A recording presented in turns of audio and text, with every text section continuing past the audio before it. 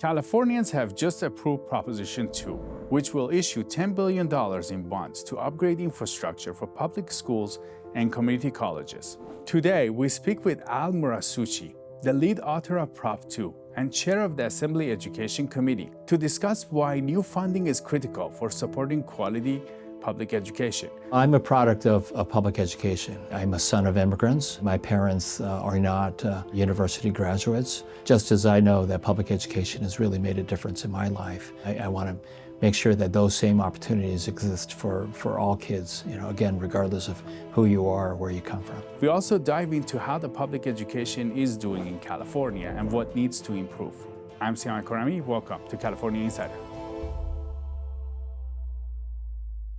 Al, it's great to have you on. Welcome. Thank you for having me. We want to talk to you about Proposition 2. It just passed, and you were a key player on putting this on the ballot. It's going to have bonds for schools. Can you explain to us what this proposition is about? So I'm the lead author of Proposition 2, which California voters passed overwhelmingly by a almost 59 to 41% margin. This was a bipartisan school bond that is going to provide $10 billion for our K through 12 schools as well as our community colleges to fix unsafe school conditions. We have 38% of our K-12 schools that have conditions that violate health and safety standards. They include anything like mold or asbestos in roof tiles, lead in drinking water. So those are the most urgent public health issues that we want to address to make sure that all of our schools are safe for our children. But beyond that, we want to continue to invest in our schools so that all children, regardless of who they are, where they live, can benefit from not only attending safe schools and safe school facilities, but also to invest in things like science labs, computer labs, things that will help prepare our children for the 21st century workforce. And can you expand on that, what's happening in the schools that need infrastructure? Most of our schools are over 50 years old. They are in desperate need of being updated, modernized. So what the school bond will provide is primarily matching dollars to local school districts. So in the state of California, we have about 1,000 school districts, K through 12, as well as our community college system. But each school district is governed locally. They decide their own local priorities. That extends to school facilities. Rather than this one-size-fits-all approach of Sacramento imposing like a common goal or mandate from the state capitol, that we are leaving it up to the local school districts to decide what are their school facility priorities, what buildings need to be fixed, where do they want to spend dollars in terms of investing in, say, science labs or computer labs. And then the state bond that is going to be provided through this measure that California voters just passed, Proposition 2, is going to provide matching dollars to the local dollars that school districts will be allocating to address their school facility priorities. So these school districts, they have to kind of allocate their own money, or is it That's they right. have to borrow? So for most school districts, they have to provide their own money, and then we provide up to 50% for school districts that have higher percentages of disadvantaged student populations, low-income students, immigrant students, foster kids, that they would receive additional dollars. But the basic design of Proposition 2 is to provide matching dollars to local school districts with more dollars for disadvantaged schools and disadvantaged communities. How do the schools actually upkeep their infrastructure? Do they have an ongoing process, or? Yeah. So in the state of California, over 80% of our public school districts are funded by the state of California. And oftentimes, because California, we live in such an expensive state that most school districts' budgets are allocated for the teachers and the bus drivers and the cafeteria workers and the principals, the people that operate our schools. And there's very little dollars left available to address these school facility needs. It's kind of like I compare these school bonds to mortgages. Most people they pay for their daily living expenses through their paychecks, and they try to save for the rainy day. But in terms of capital needs, capital infrastructure, whether it's schools or whether it's highways and roads and bridges, most infrastructure needs are addressed in the state of California through bonds. How would they get paid back? Proposition 2 is $10 billion in state matching dollars that are to be raised without any new taxes. I should have emphasized that at the beginning. The bond indebtedness is paid through the general fund rather than concentrating $10 billion in one-time expenses, which would be a huge burden on our state budget.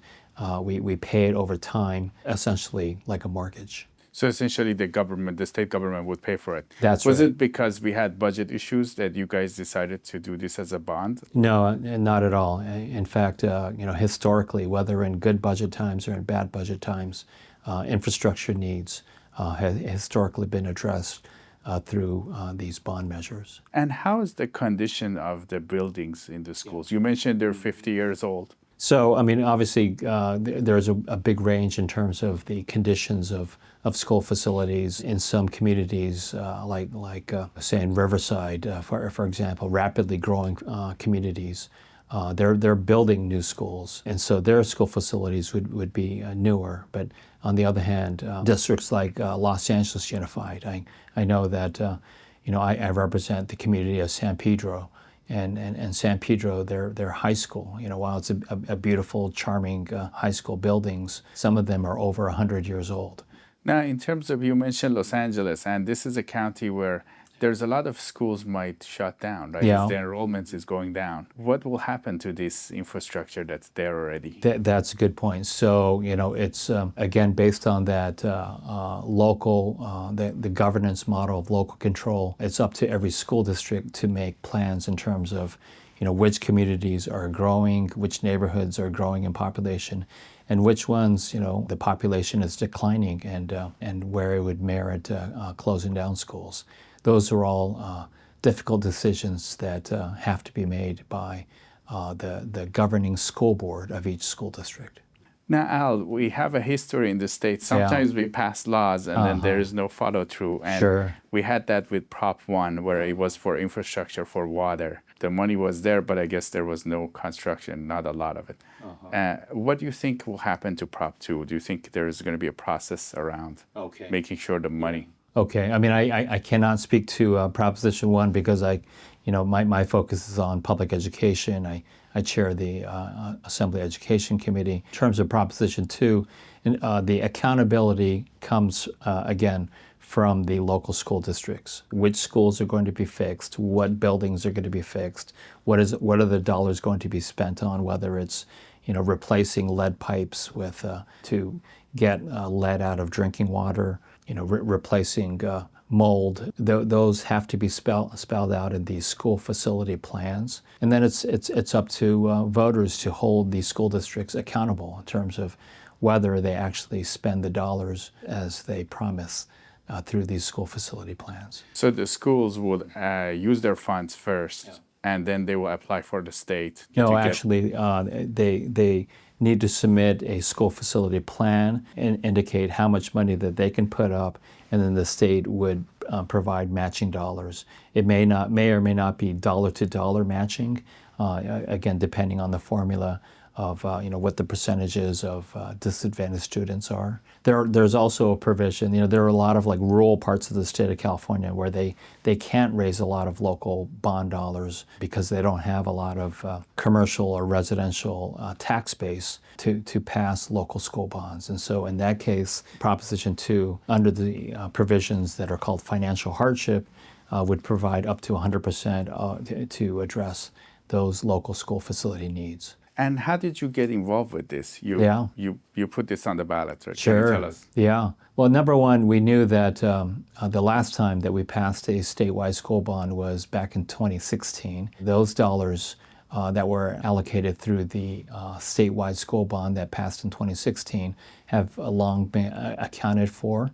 And so it was way past time to attempt to pass a new school bond. We actually tried in 2020, but as you may recall, that was extremely bad timing. It was right after the beginning of the COVID pandemic. There was just a lot of reluctance to pass any new major fiscal initiatives at that time. So that bond initiative in 2020 failed. So we knew that we had to try again. And so this was our successful attempt to pass the statewide school bond that was Proposition 2.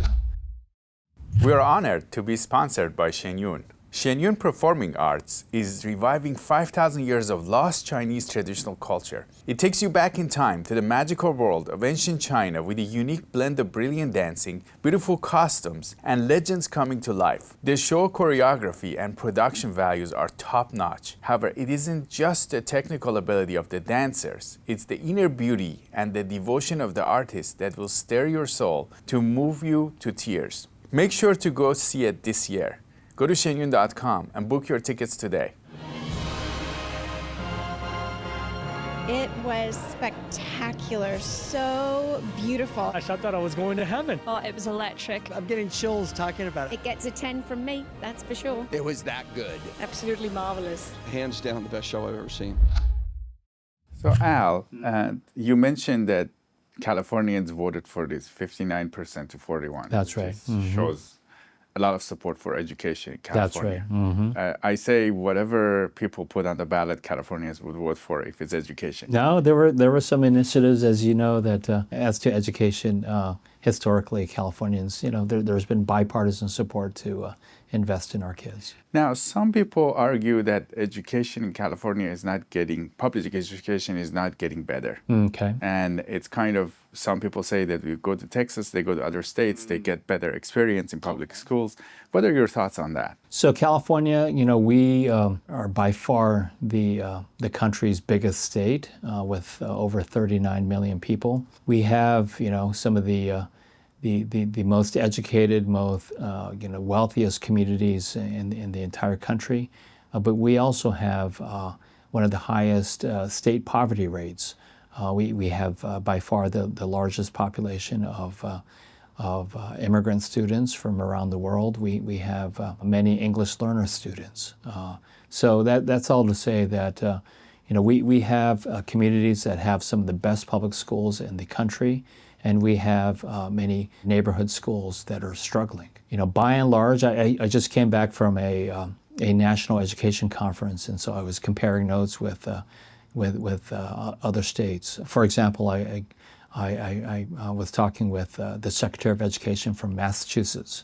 Massachusetts is often the top scorer on the national test scores. They said that state of Massachusetts, one of the most the highest education levels among the general population, and that's reflected not only in their support for their local public schools, but also in terms of the education levels of the family members. And that we see that trend clearly across the country, including here in the state of California. For example, here in the South Bay, we have among the best public schools in the affluent communities like Manhattan Beach or like Palos Verdes. But we also have lower income communities where many students come from families whose parents may not be college graduates, they may not be high school graduates. And so those socioeconomics are often reflected in the statewide test scores. Having said that, we all need to do better, and that includes California's public schools. But a big part of it is the fact that California historically has been lower on the national rankings in terms of per pupil funding. Many of the states that have the highest test scores, especially those that are in the New England states, Massachusetts, New York, New Jersey, their local public schools are primarily funded through local property taxes. Whereas here in the state of California, we're kind of like an outlier in that ever since the landmark Proposition 13 passed that dramatically cut property taxes here in the state of California. We know that California has among the highest taxes in the country except for property taxes. And property taxes, local property taxes, are the bread and butter of funding local public schools.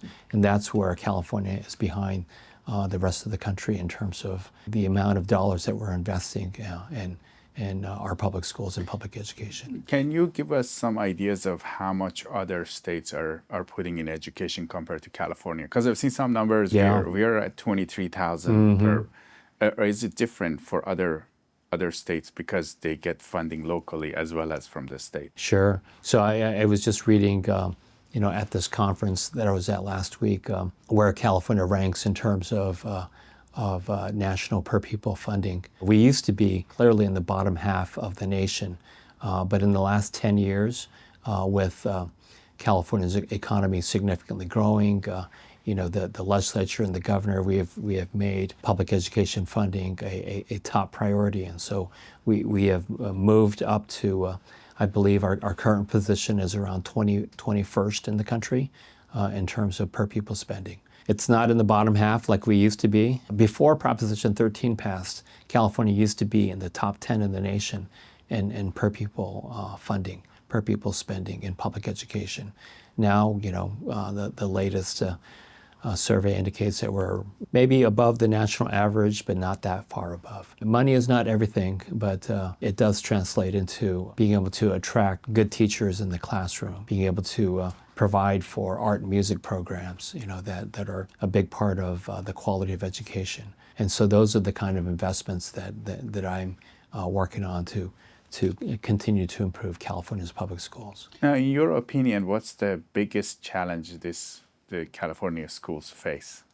I think, it's clearly the huge diversity in our student population, especially, as it relates to those that come from socioeconomically disadvantaged backgrounds, communities, is growing scientific evidence that students that experience, trauma, poverty, homelessness, these kind of adverse childhood experiences, not only make it difficult for students to be able to succeed in the classroom, succeed in their educational careers. The science is showing that it actually affects their brains and their ability to impulse control, for managing their time to be able to get their schoolwork done. And so a lot of what we had previously written off as like, someone's just lazy or someone is not disciplined, is in fact, as we're learning more and more, a reflection of those kind of adverse childhood experiences that they have experienced or accumulated. It's a reflection of the fact that what I was talking about earlier, that California has among the world's wealthiest communities, but we also have among the poorest communities. It's trying to close that achievement gap that I think is our biggest challenge.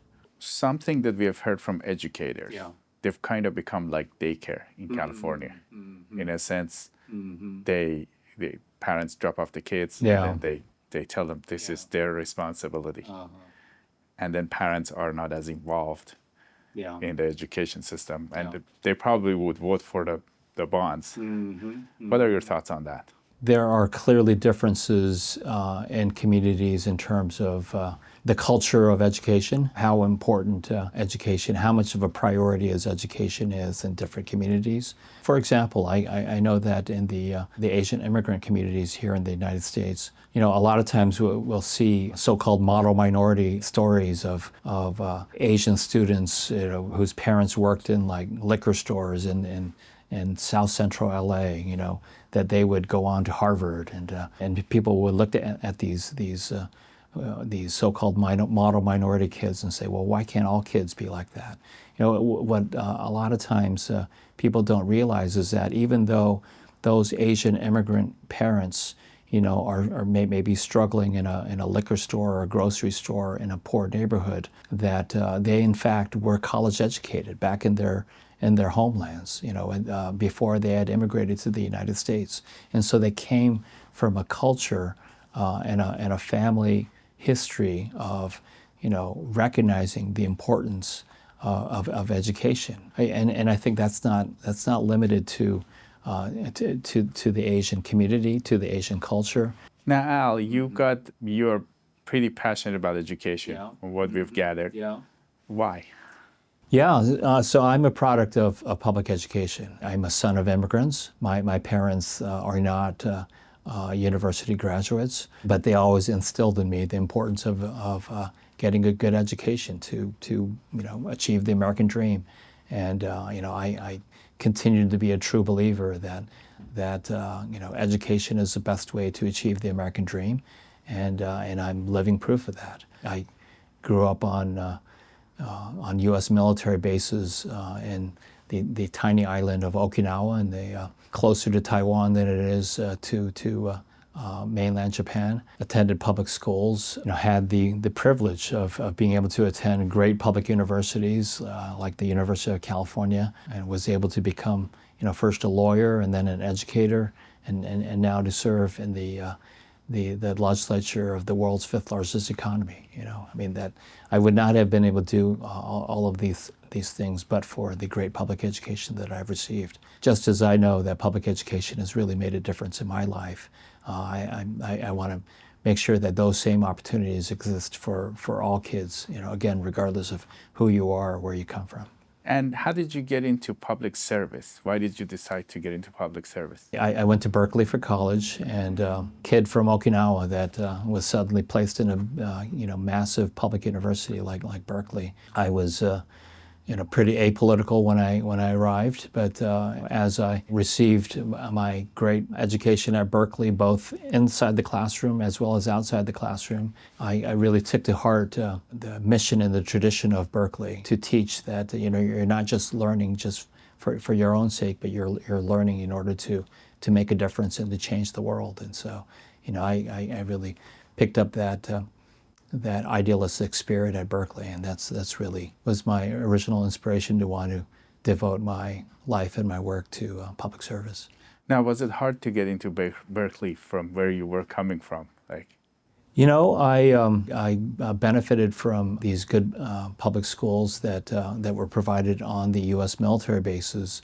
Most of all of my classmates, were all the children of military families. Most of them, like me, they were not college educated. The parents. Yeah, the parents were not college educated. There have actually been studies written about how these DoD schools, Department of Defense schools, how they show what can be done, with a good public education if they are adequately funded, and if there are adequate support systems, for these kids. While no one on the military bases that I grew up with, no one was rich, but no one was poor. No one was homeless. If you had medical needs, it was provided for. That kind of stability in a public education setting, I think. I really appreciate that great education that I received from the DoD schools, and I think that prepared me well to go to Berkeley. Which is a hard one to get into, yeah. It was easier to get in back then, but it's much harder now. As I'm a parent of a teenager, and so I know how difficult it is to get in now. And you ended up serving on school boards, right? This is how you got into. Can you tell us more about that? Sure. So again, I've always been a true believer in public education, and I lived in Torrance. I saw an opportunity to serve on my local school board. So in 2005, ran for and was elected to the Torrance School Board. Torrance is a predominantly middle-class community with some pockets of working-class neighborhoods. More importantly, there's a long tradition of Torrance Public Schools providing an excellent public education. And so I benefited from learning, having my first school district experience with an excellent public school district like Torrance. At the same time, as I went from Torrance to the California legislature, and now as the chair of the Education Committee, I realize the relative privilege of a community like Torrance. As a suburban school district, it is very far from the neighboring Los Angeles Unified School District, where, there's only Western Avenue that separates Torrance Unified, the Torrance Public Schools from Los Angeles Unified Schools. But Los Angeles Unified, about 85% of their students come from socioeconomically disadvantaged communities or background families, whereas in Torrance, about 37% come from socioeconomically disadvantaged families. That number just in and of itself shows the huge gap, the backgrounds and the families that kids come from. And I think you can't deny the significance of those kind of different demographics and how the challenges that are created in more disadvantaged communities are so much greater than in, say, suburban school districts like Torrance. So that's been probably the biggest difference. Was there a moment you realized that this coming from a different background will have a big impact? I've always been frustrated, and I continue to be frustrated with the existence of this achievement gap. Is that why is it that kids that come from different neighborhoods, why is there such a big gap in their academic success? And as I've been exploring that question, I've just been learning more and more about how there are just so many more challenges. Right now, I'm teaching a political science course at my local community college, El Camino College, where most of the students are working class, Latino and African American. I'm hearing a lot of the same stories about, I have to stay home today because I have to take care of my sibling. Wasn't able to make it to your office hours because I have to work. I couldn't afford the textbook. I couldn't get internet access to be able to download the assignments. I mean, those are things that I don't hear in suburban school districts. That has just been like the latest reminder of a lot of these advantages, a lot of these privileges that many in middle class families take for granted, that students and families from low income, from working class backgrounds, they clearly have to struggle with. So you're seeing this gap, Mm-hmm. and you're seeing. Do you think there's a way for California to overcome this? That's our number one challenge.